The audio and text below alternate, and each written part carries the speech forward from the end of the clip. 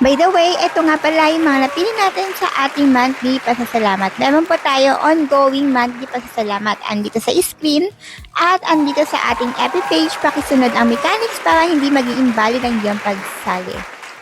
Hi everyone! Nagbabalik na naman tayo sa ating channel and it's me, Ayami Bell. Kung hindi ka pa nakasubscribe, huwag ka lang magpatumpik-tumpik pa. Mag-subscribe ka na para maging updated ka tuwing may bago tayong upload na video. For today's topic nga is about Popolive. Una natin topic, pwede nga ba mag-withdraw ang iisang GCash gamit ang ibang account kay Popolive, for example sa family member? Pangalawa, gusto mong gumawa ng panibagong account kay Popolive.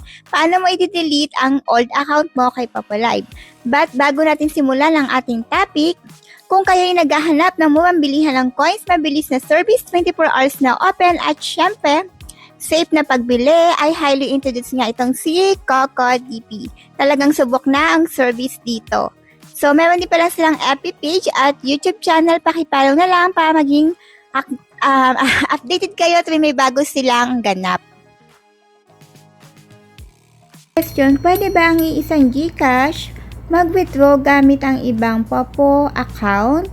Like example sa family member, ang sagot po dyan ay pwede. Second naman, paano magde-delete ng account dito kay Popolive kung gusto mong gumawa ng panibagong account? So, punta ka sa profile mo, click mo yung parang dot sa right side. Makikita mo dito yung account and security, click mo yan. And then makikita mo dito yung cancel account, i-click mo yung cancel account. It means account is the account kung yan. So, ayan, i-click mo tong confirm delete account. So, ayoko i-confirm kasi baka ma-delete ang tuluyan yung account natin dahil isa lang yung account. So, i-click mo lang yung confirm delete account.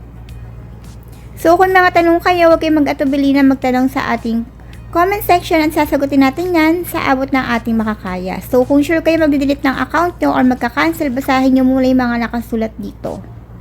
Ayan, para hindi kayo magsisi bandang huli. Comment para makapasok tayo sa platform ni CocoDP. Ito kagad yung bubungad sa atin, mga trending na live streaming apps, mga kinagigiliwan natin ng mga mobile games, at syempre, itong mga paload. Kung naghahanap ka ng paloadan, meron din sila. Lahat ng network meron na sila, oh. Ayan. So, dito tayo kay Popolive. I-click mo yung Popo. Lagay mo yung iyong ID. And then, mamili ka kung magkano yung pipiliin mo na coins. For example, itong 7,000. And then, mamili ka kung saan ka magbabayad. Ito yung available sa Philippines. Ayan. So, kung bibili nga pala kayo ng coins, namimigay kami ng free coins, pakibasa na lang po sa ating FB page yung mechanics. At kung mga katanungan kayo, huwag kayong mag-atubili na magtanong sa ating comment section.